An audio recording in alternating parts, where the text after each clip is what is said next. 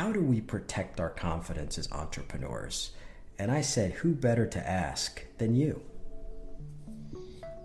I think confidence has to be in the source from which things arise, not from the results that one gets. There is a tendency for basically everyone in sports and business to ride the high of confidence when things are going well, and to suffer the lows of confidence when things are not. And viewing it that way, through that lens, you never really own anything. You're always at the mercy of how things are going. So I think that in order to become consistently confident, you have to be confident in something that lasts. So like what? So give me an example, because we threw around a lot of things. We said, hey, that in some aspects, confidence is competent. That if we're competent in something, we're really skilled in something, that's how you get confidence. And then we started to talk a little bit about, well, confidence also comes from a place where you've taken us, which is really internal. It's the truth. And some of the people that were sitting in that room that night said, sometimes not knowing is where I get my confidence. For you personally, where do you see it evolve? I think confidence comes from the fact that you can always access what needs to be accessed when you need it, as opposed to the feeling that you will always have it.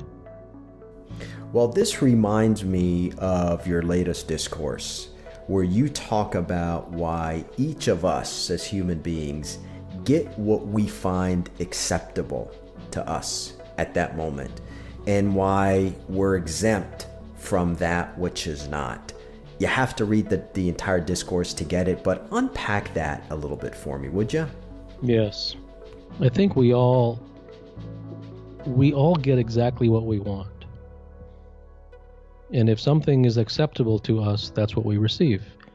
And that which is not acceptable to us, we don't get. And because we do whatever we have to do to not live in that space. And we don't do whatever we have to do to get out of the space in which things are acceptable. So I think it's disingenuous to say, I'm over here and I want to go over there.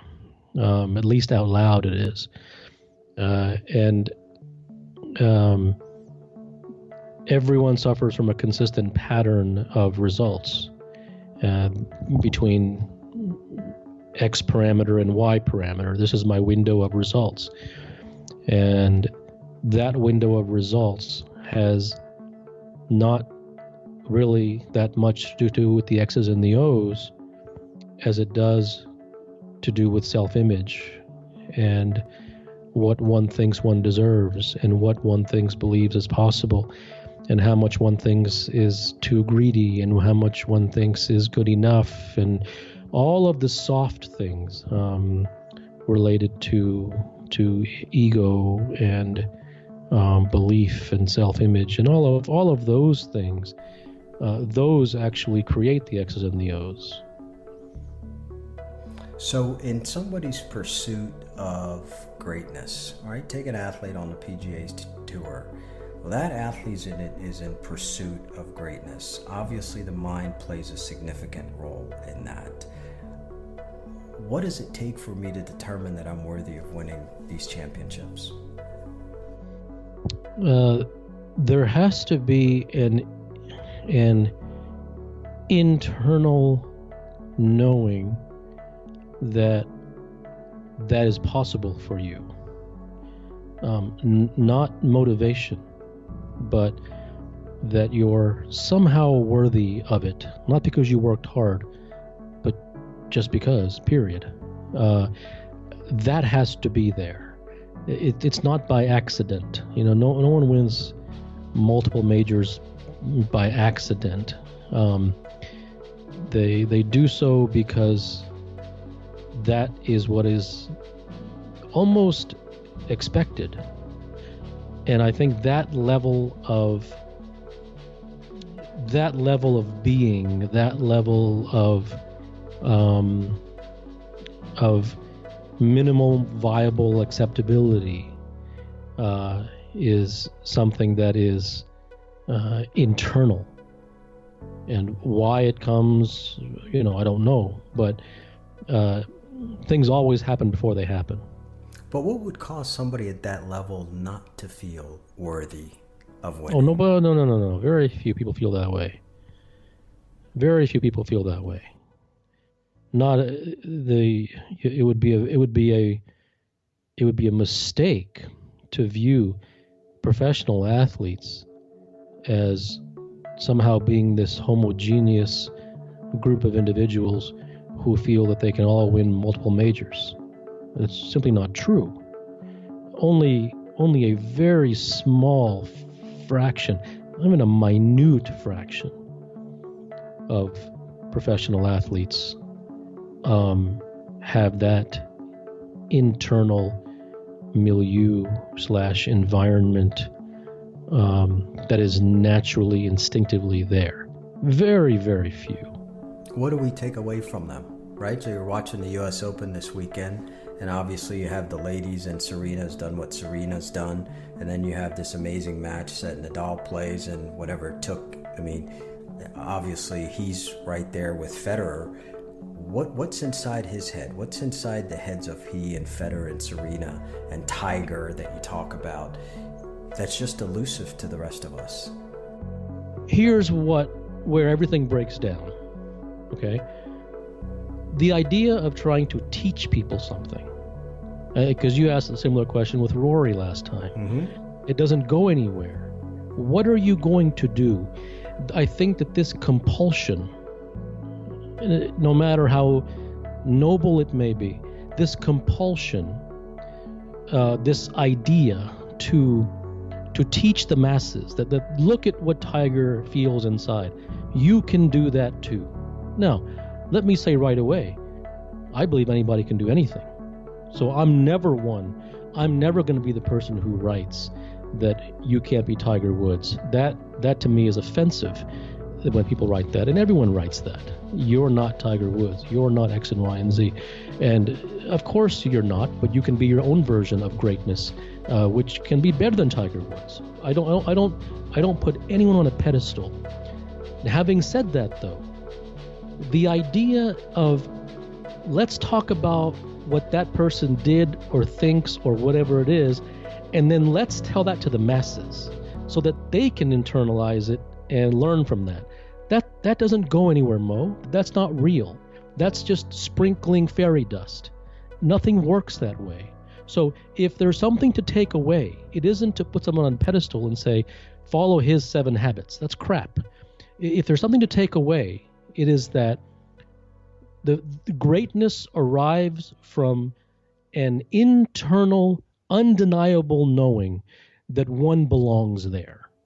And that's where it comes from. Not that you should get it, not that you're wrong for not having it. The moon comes out at night, okay? Dark is black. The sun is bright, okay? There's no... This entire self-improvement philosophy that you have a habit of going down so that we can help people, it doesn't go anywhere. It's a waste of time. I'm not interested in helping anybody.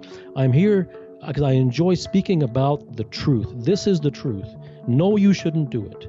No, you shouldn't copy anyone. No, you shouldn't follow anyone. It is not about that. It is about looking inside yourself and saying, where are you? Not where should you be? So let me ask you then, how do you recommend, do you think people can learn to be great?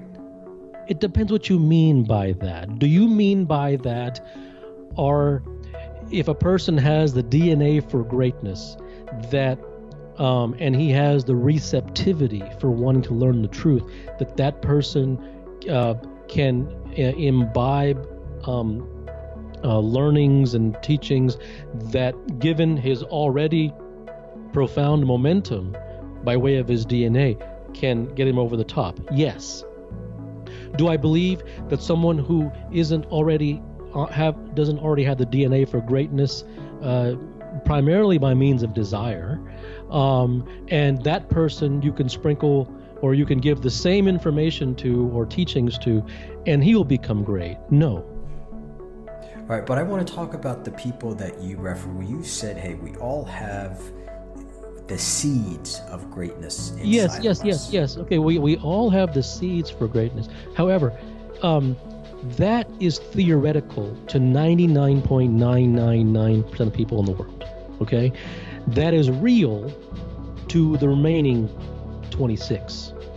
Okay? So, although it is technically real for everyone, it is a gift from nature.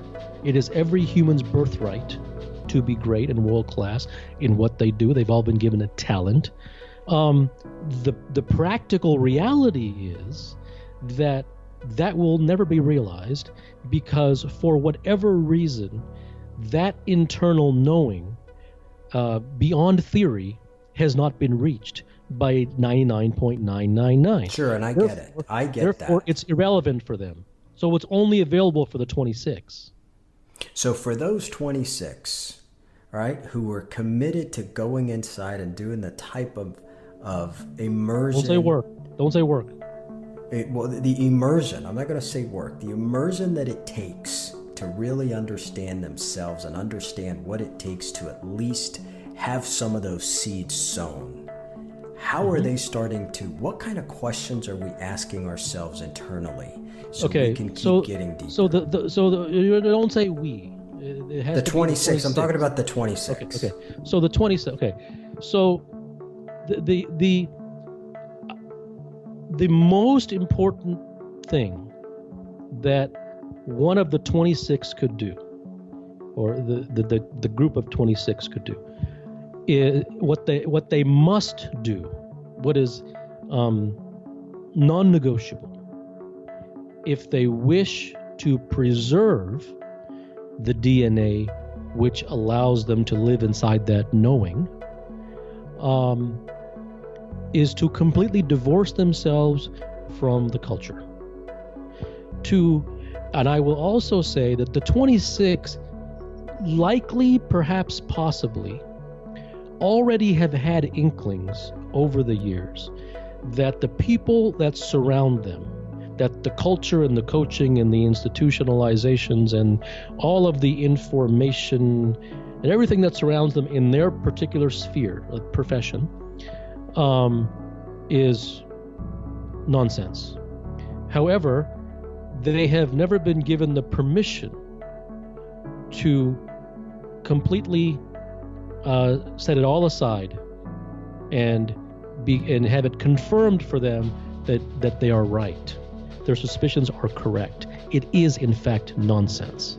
That I think is the greatest hurdle and perhaps the most effective hurdle to be able to cross, because the 26 often live inside of a purgatory, which is they know that they're great and they know that they're going to be great, but their greatness is limited by the anchors that are placed at the bottom of the ocean by the culture which surrounds them, which is always definitively wrong. Mm-hmm. So when you talk about permission, the 26, and I want to assume put myself in that category, do we give ourselves that permission that you're talking about? Because we're obviously not getting it externally. I think giving yourself the permission is absolutely the ultimate way, and some do. The ones who don't generally need it from another, and on some subconscious level, they have been waiting for that permission for a long time and never have received it. But yes, the ultimate way is to give it to yourself. And what does it take for me to do that? Because last time we talked about coaching, right? And you also had a wonderful discourse about the coach and the teacher. And one of the things I take away from that is you saying something like the teacher who needs a student to succeed will ultimately fail, right? It's that desire to want it more for them than they do for themselves. Yes.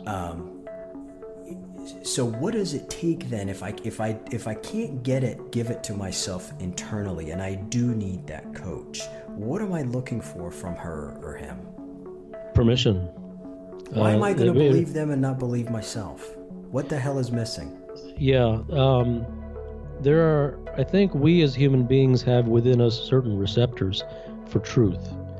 And our mind does not understand it oftentimes, but our feelings do. And so it is very often the case that if you hear something of truth, that the human being will say, I can't explain it, and it doesn't even make sense, but I can just feel that that's true. And that's my answer to your question. So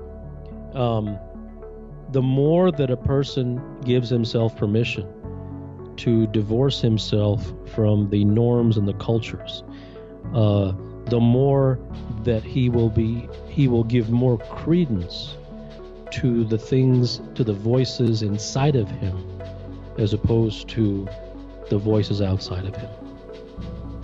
I know you have given yourself permission.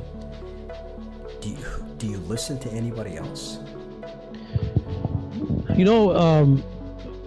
Yes. In coming across some of the words of the ancient Eastern masters, from the Tao and from many of the ancient China, ancient Japan, there are absolute truths that are very inspiring to me.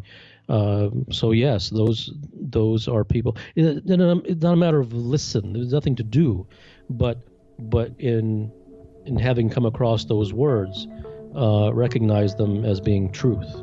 But is there anyone that I listen to or follow? I'm always, if there's something that I'm interested in, I'm looking for the person who is the truth speaker of that field. And so So how do you define truth speaker? Like when you say truth speaker, how does that look like? You just know. You just know. When you read an article, you know if it's coming at you from an angle or not. I can tell you usually in the first paragraph if someone has an angle or not. And so whatever. See, as long as someone has a stance, right, which says this is what I want you to believe, and this is what I want to convince you of, and here's my evidence, and that's usually false. It really is. I think truth comes about when someone just discusses something and says, almost in the vein of, this is kind of the way it is, and I don't need you to believe me, and I don't get anything if you do believe me, and I don't even want you to believe me, and don't even do what I say. When you get that kind of feeling, you generally move towards the truth, that direction, as opposed to here's the 5 steps and this all this. So it's a feeling.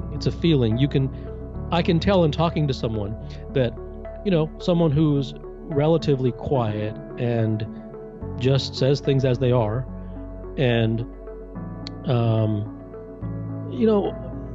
doesn't really have an angle to convince you of. I think the desire to convince is the greatest, perhaps, marker of fraudulence. So is the opposite of that, or is a better approach the desire to understand? Because you always talk about freedom coming about by way of understanding. Is that what you're talking about? Well, I think that the understanding is demonstrated by the writer. And if the writer demonstrates a desire to understand, he's generally more in the direction of truth than one who tries to noticeably teach. Why do you say that man's greatest pain comes in the form of relationships, which I assume is about giving and taking? Because, if you look at relationships, they're fundamentally false. Relationships are disingenuous because they're all based upon an exchange. They're all based upon a need. needing to be fulfilled. They're all based upon a give and take. They're all based upon a it's transactional, even on an emotional level. It is transactional. But nobody will tell you that. Of course not. No one is gonna even allow themselves to believe that, because people like nice things. People like plastic flowers all over the place. So why would anyone do that? Anything that approaches anything which is, quote, perceived as negative or dark, and not rosy and bumper stickerish, is not on anyone's menu. So, and nor should it be. No one needs to do that. I'm not criticizing that they should do that. It doesn't really matter to me. What matters to me is to find the truth, to see the way things really are, not because that's good, but because in seeing the way things really are, then that is what moves us towards freedom. That is what moves us towards arriving at the very things that we are seeking through relationships and success and money and pride and ego and all of these things. That is actually the direct highway to it. So let me ask you something about arrival, because you're the only one that I know that talks specifically about arrival. And with the people that you work with, whether it's an athlete, whether it's a CEO or an entrepreneur, entertainment, whatever, how do you know that they're arriving? Yeah, I don't need them to arrive. It's not about them. It's not about anyone. It's not about getting anyone to arrive. Because if it's about getting them to arrive, it'll be forced, and it'll be manipulative, and it'll be activity-based, and it'll be doings and prescriptions.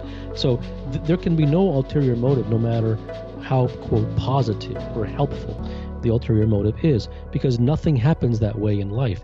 Nature watches us, and it watches us with a very keen eye to see if we are trying to effect a certain outcome. But the greatest outcomes are the ones that last, and the ones that last are the ones that are natural. The ones that last are the ones that come about as a natural effect of a cause, that are organic. And organicness requires a lack of volition, a lack of a particular plan or outcome or ulterior motive. So I don't try to make anyone arrive. It is all about just diving into the truth, and however things happen, they happen. But I do say it's about arrival, not about the journey, because human beings are procrastinators, and they celebrate all things that have everything to do with not getting anywhere. And they love to create waiting rooms for years and years and years, and then they adorn the waiting room. And then they say, well, failure is great, and you should fail more. And, it's all this stupid nonsense that everyone just falls into. It's all about the journey, not the destination. And it's simply, it's never about the journey. That just sounds very nice. The only reason that it's being said, the only reason that comes about is because people get too caught up in the result. So then the reaction to that is to say, work on the process. Mm-hmm. People get too caught up in the when will I arrive. So then the reaction is, well, focus on the journey. So everything is all a disingenuous reaction. Or you never arrive, right? That's what well, people talk about. No, I don't believe so. Then why do it? If you're not going to arrive, why leave the house? It makes no sense. If you're never going to arrive, then you're always going to walk halfway to the wall. What's the point of walking at all then? Why are you going? So is an arrival in sports winning? It's a fantastic question. And it depends upon the person. I don't know. That is not a universal question. For some people, arrival in professional sports is, I'm making 7 figures a year, traveling the world, playing sports. What could be better than that? Nothing wrong with that. So that's not everyone wants to be Tiger Woods. In fact, most don't. So that's a very personal question. How do you get to the core of that when somebody asks you to work with them? Because I know that you're not interested in somebody who isn't interested in arriving. Are you able to get to the core of that with them to see if... To see if what? If they're serious about greatness and if it's not about the high life? Yeah, you'll find out. And if I find that people aren't serious, generally I disengage. You can tell when someone, by the questions they ask and by the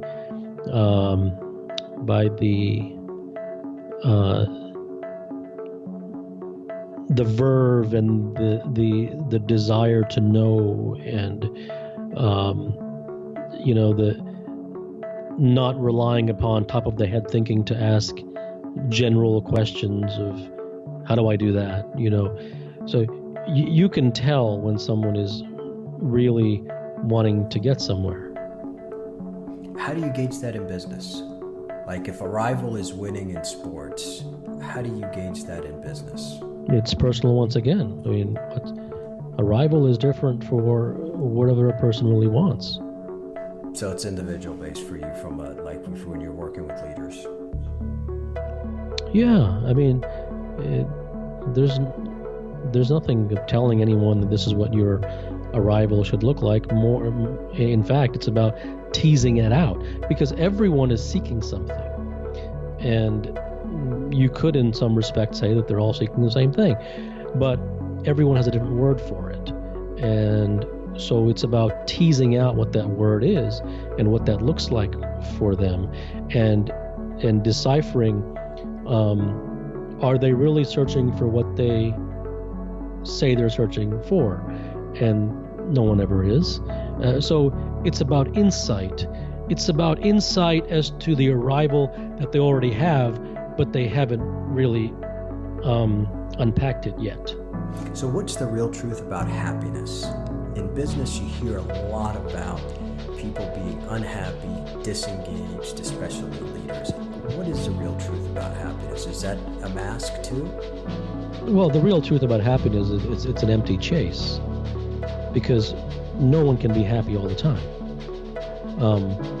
Because happiness is this idea that things around you are going well, and things are positive, and they are congruent with the way that you would like them to be, and life has a way of spoiling our plans on a quite regular basis. So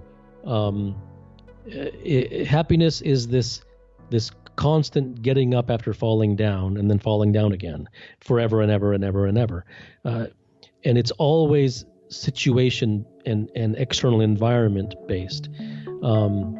So even then people are going to talk about internal happiness. Well, the word happiness, I think, is it's a mythological term, because there's too much happiness in the word happiness. It isn't sustainable. It's too pleasurable, and every chase for pleasure is actually a chase for pain. So what's a more appropriate word? It's not for me to ascribe, but I don't think people are searching for happiness. People are searching for anti-misery. And if there was no suffering, and there was no misery, and there was no sadness, and there was no failure, and there was no disappointment, and there was no unhappiness, then no one would look twice at happiness.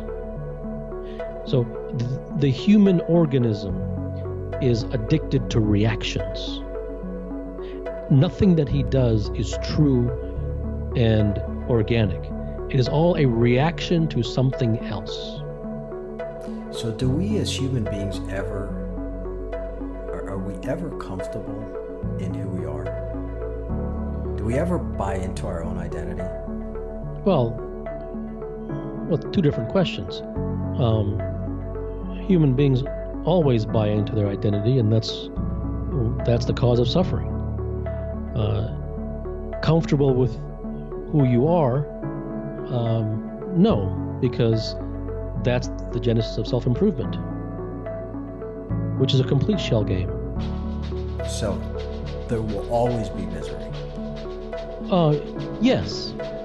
The reason there will always be misery is, number one, life is fundamentally suffering. Buddha was right. There's no question about it. However, the only way out of that is the abandonment of all chases for happiness. But that cannot be done prescriptively. Because if that is done prescriptively, then the abandonment of all chases for happiness is itself a chase for happiness. Mm-hmm. So the only way out of misery is to see some things that the rosy little plastic flower world is not ready to hear, which is that the world can offer them nothing. There is every relationship in their life will bring them more pain than pleasure. Every single one. Whether it's their wife or their children or their parents or their co-workers, whoever it is, either it'll be empty or it'll be pain. And the pleasure will be very, very short-lived and completely unsustainable. So while that does not mean that one need live in a cave, what it means is to move through life with open eyes and to have the DNA which tries to decipher things and discover what the truth really is without trying to make it pleasurable. So for you personally, have you detached from everything and everybody? Well, to detach is a volitional act. If you actively detach, then you arrive at a conclusion, and it isn't about arriving at conclusions. When the requisite truths have been seen, whatever detachments or attachments or whatever it needs to be done happens by themselves. But whenever you say, I will detach, that is a reaction. So what's a better way to approach it? Approach what? Having to walk alone and accept that, like you talk about. Yeah, I never say accept anything. What I am saying is the person who sees that walking with others and in groups and believing that the world is going to bring them happiness or whatever they believe, if they ever come to the stark and undeniable realization that all the 27,000 events that have happened to me, they have either been negative, caused pain, or short-lived, and that nothing has lasted. And no one should listen to what I just said, because I am not trying to convince anyone of anything. But it's the truth. So it doesn't matter. No. It is your intellectual truth. If that was really true, then you would be living in a cave, and you'd be calling me with a bad Wi-Fi connection right now. Okay? So it is when someone arrives at that natural, organic seeing, not being told, not read it in a book, when it actually hits home, it is at that point that a human being stops being disingenuous and he burns all his books and he turns his back on spirituality and the naturalness takes over. The same way that the naturalness took over for him to chase the world in the first place. The reason that he chased the world in the first place wasn't because a book told him to, but because something told him that perhaps there was pleasure to be gained in the world, which there is. There is pleasure to be gained in the world. However, he never had the insight or the desire to know enough to look into the matter and say, yes, there is pleasure in the world, but this pleasure constantly leaves me empty, and it constantly leaves me seeking more pleasure. So even that, don't listen to. Don't believe me, don't listen to me. I'm not trying to convince you of anything. I'm saying the person who naturally comes to those realizations will organically find his feet moving in a different direction. So here's the deal. There are hundreds of thousands of people, and whether you like it or not, who follow you, who listen to what you say, and whether you want them to believe you or not, they respond. What is it that you think that group, including myself, what don't we have that what you say at least seems on the surface to be providing? I would say that the greatest barrier that exists is the idea of self-improvement and prescription. That I will listen, and yes, I will put that in my pocket, and I will try to live up to that or practice that. Or yes, that's a great point. So you're saying that I shouldn't do this or I should do this? I think the natural bent and the natural habit that society has conditioned human beings to pursue, I think that habit has become ingrained in the human being, and he cannot listen to anything without those lenses of the how and the prescription and the what should I do. There's no, that's the only lens that he can see it through. But it's by his own fault, but just because of the conditioning that has taken place. That is the greatest barrier, that no one really ever hears what I say, and nor should they. I don't want to get across to anyone and teach them anything. I just write. I enjoy writing. I enjoy exploring. But I would say no one listens to what I really hears it. They hear the buzzword, and they pick out the things that they think sound nice, and then they prescriptionize it automatically. And it is done in a flash of a second. Let's assume the 26 who truly are listening and taking it in. How do you recommend we ought to listen to these conversations? Okay, I'm not going to prescribe how I recommend that you should listen. What I will say to you is this: wherever there is a barrier in the form of seeking a how-to, whenever there is a desire to listen to something that I say or write and say, so I'm going to practice that. That leads one further and further into bondage, because that has now been prescriptionized, and it has replaced all of the other prescriptions that never got them anywhere. But so what if I say, hey, that makes sense to me? What if I just say that makes sense? What you just said makes sense to me.